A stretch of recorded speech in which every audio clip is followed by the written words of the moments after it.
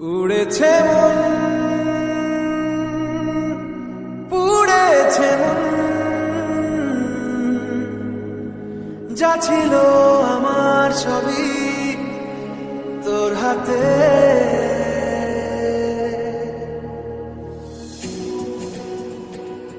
বর্তমানে এই ৪৫ ডিগ্রি গরমের হাত থেকে রেহাই পেতে আমরা গেছিলাম হ্যাপি ভ্যালি ওয়াটার পার্কে। হ্যাঁ, হ্যাপি ভ্যালিতে এটা আমার সেকেন্ড টাইম। জানো তো, রবীন্দ্রনাথ ঠাকুর বলে গেছেন, যদি তোর ডাক শুনে কেউ না আসে তবে একলা চলো।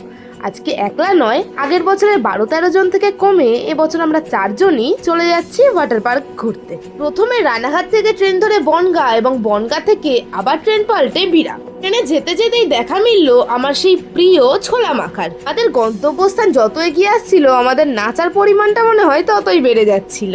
ট্রেন থেকে নেমে ১০ মিনিটের পথে টোটো করে পৌঁছে গেলাম হ্যাপি ভ্যালি ওয়াটার পার্কের সামনে। সকাল থেকে না আমাদের ব্রেকফাস্টটা করাই হয়নি, এর জন্য পার্কের সামনে একটা বিরিয়ানির দোকান দেখলাম।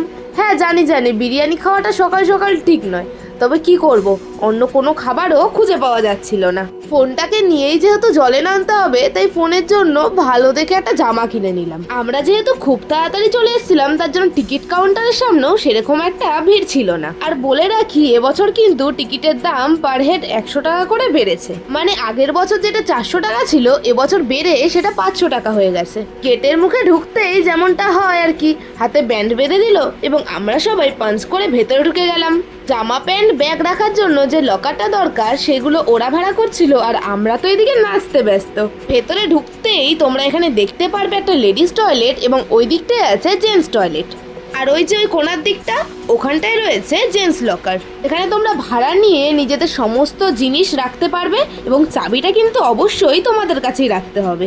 এবং এবারই তো আসল আমাদের মজাটা শুরু হবে। প্রথমেই বাচ্চাদের সাইডগুলো একটু ঘুরে আমরা হাঁটতে হাঁটতে একটু পেছনের দিকটা চলে যাচ্ছিলাম যে নতুন কোন কোন রাইড ওরা আরো অ্যাড করেছে। আগেরবার বড় রাইডগুলো যাদের সাথে উঠেছিলাম, এবছর তারা না থাকায় আমার আর একা ওঠার সাহস নেই। এইদিকে তো এসে দেখি ওয়েভ পুলটা একদমই ফাঁকা, তার জন্য ওইদিকে আমি রাইড চড়তে চলে গেলাম। সাহস দেখিয়ে সব থেকে সোজা রাইডটাই ফার্স্টে উঠি এবং ওখানেই আমি নাকানি চোবানি খেয়ে যাই। আরে একা একা তো বিশাল ভয় পেয়ে গেছিলাম।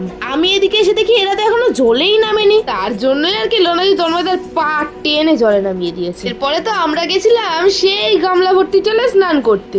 অনেকক্ষণ ধরে ওপরে তাকিয়ে তাকিয়ে দেখি জলই পড়ছে না, তারপরে তো একেবারে জলটা নেমে আমাদের পুরো ভিজিয়ে দিয়ে গেল। আমি তো এদিকে বাচ্চাদের রাইডগুলোতেই বেশি এনজয় করছিলাম। বাচ্চাদের রাইডগুলোতে না আমাকে উঠতেই দিচ্ছিল না, কিন্তু আমার কাছে তো প্ল্যান বিও রয়েছে। আমাকে উঠতে দেবে না, তার জন্য আমি ওই তো সামনে দিয়ে উঠতে দিচ্ছিল না, তার জন্য পেছন দিক দিয়ে উঠেই আবার স্লিপ খেয়ে নেমে গেলাম। আর যখনই এগুলো একটু ফাঁকা দেখছিলাম, আমি তো উঠে যাচ্ছিলাম, আর এটার থেকে নেমে না আমার নাকে মুখে একেবারে জল ঢুকে গেছিল। অনেকক্ষণ ধরে ঘুরে ঘুরে ক্লান্ত হয়ে এই সিটগুলোতে একটু শুয়ে শুয়ে সামনের ওয়েভ পুলটা দেখছিলাম, কখন সেটা লোকজনে পরিপূর্ণ হবে। আর বেশি সময় নষ্ট না করে আমরাও পা বাড়ালাম এই ওয়েভ পুলটার দিকে।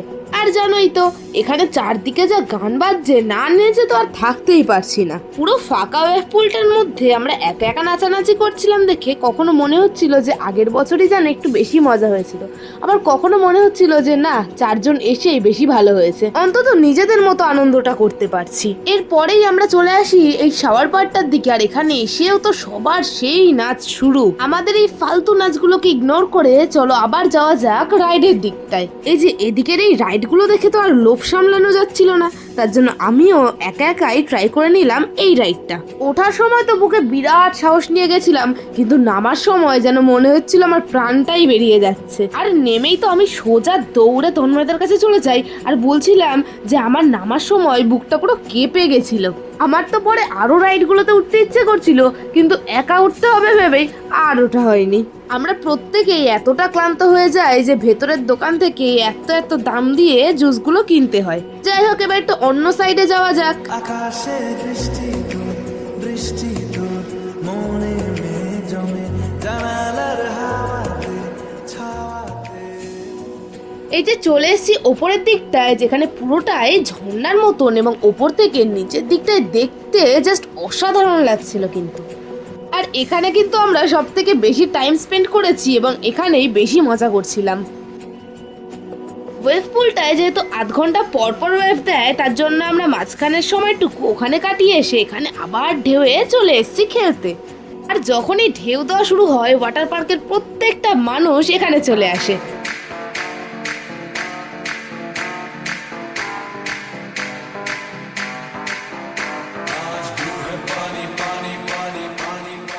যা দেখতে পেলাম, এবছর এখানে এই রাইডটা নতুন অ্যাড করেছে, যেখানে আমার ওঠার খুব ইচ্ছে ছিল, তবে ভয়ে আর ওঠা হয়ে ওঠেনি। ঠিক আছে, চলো এবার জলের থেকে ওঠা যাক।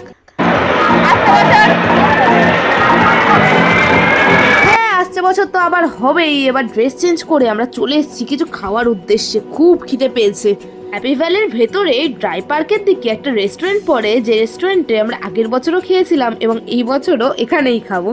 আগের বছর যেহেতু ফ্রাইড রাইস আর চিলি চিকেনটা টেস্ট করা হয়ে গেছে, তাই এই বছর একটু এক্সপেরিমেন্টের জন্য চিকেন বিরিয়ানি আর একটা চিকেন কষা অর্ডার দিয়েছিলাম। অর্ডার দেওয়ার কিছুক্ষণ পরে খাবারটা চলে এলেও আমার মনে হয় এর আগে এরকম বাজে খাওয়ার অভিজ্ঞতা আমার কখনো হয়নি। না, কোয়ান্টিটিটা বেশ ভালোই ছিল। আমি যতটা খেতে পারবো প্লেটে আমি ততটুকুই জাস্ট নেব। বিরিয়ানিটা প্লেটে ঢালার সাথে সাথেই লক্ষ্য করছিলাম রাইসগুলো কেমন যেন শুকনো শুকনো। চিকেনের সাইজটা বেশ বড় হলেও অসম্ভব শক্ত ছিল এটা। রাইসটা মুখে দেওয়ার পরেও যেরকম ভাবছিলাম সেরকমই, খেতে একদমই ভালো ছিল না। আর চিকেনের অবস্থা যেটা বললাম, চামচ দিয়ে ভাঙা তো দূরের কথা, আমি হাত দিয়ে টেনেও এটাকে ছিঁড়তে পারছিলাম না। আমার একান্তই মনে হয় এদের কোয়ান্টিটিটা কমিয়ে কোয়ালিটিটা বাড়ালে বেশি ভালো হয়। এরপরে আমাদের অর্ডার করা চিকেন কষার গ্রেভিটা আমাদের ভালো লাগলেও চিকেনটা অতটাও ভালো লাগেনি। মানে দাম অনুযায়ী একদমই পারফেক্ট নয়। মানে না ছিল রাইসটা ভালো, না ছিল চিকেনটা নরম, আর না ছিল আলুটা নরম। সব মিলিয়ে একটা জঘন্য সার্ভিস। কি আর করা যাবে, এগুলো খেয়েই বেরিয়ে আসতে হলো। ঠিক আছে, চলো খাওয়া তো হলো, এবার একটু ড্রাই পার্কের থেকে ঘুরে আসা যাক। আমি তো এতক্ষণ আমার ফোনের চার্জের দিকে লক্ষ্যই করিনি, হঠাৎ দেখি ফোনটা সুইচ অফ হয়ে গেছে। এই যে এই রেস্টুরেন্টটায় খাওয়ার পর আমরা ঘুরতে গেলাম একটু ড্রাই পার্কটার দিকে। তোমরা যদি ওয়াটার পার্ক ছাড়া ড্রাই পার্কেও শুধু ঘুরতে চাও, তাও কিন্তু 40 টাকা দিয়ে টিকিট কেটে ঘুরতে পারো। এই যে এই পার্কটা এত সুন্দর সাজানো গোছানো, আমার কিন্তু দারুণ লেগেছে। এবং ভেতরে যেরকম বসার জায়গা ছিল, সেরকমই বাচ্চা বড় প্রত্যেকের জন্যই নানান রকমের রাইড ছিল। কেউ চাইলে এক্সট্রা চার্জ দিয়ে এটা চড়তেই পারে। তবে আমরা এবার রাইডের দিক থেকে মুখ ঘুরিয়ে চারিদিকের পরিবেশটাকে এনজয় করছিলাম। বরন্ত বিকেল, পাশে এরকম নদী এবং চারিদিকে পুরো গাছপালায় ভর্তি। সব মিলিয়ে জাস্ট ওয়াও লাগছিল।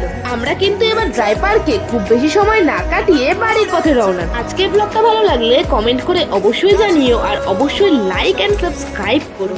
Thanks for watching. আকাশে বৃষ্টি বৃষ্টি তোর মনে জমে, জানালার হাওয়া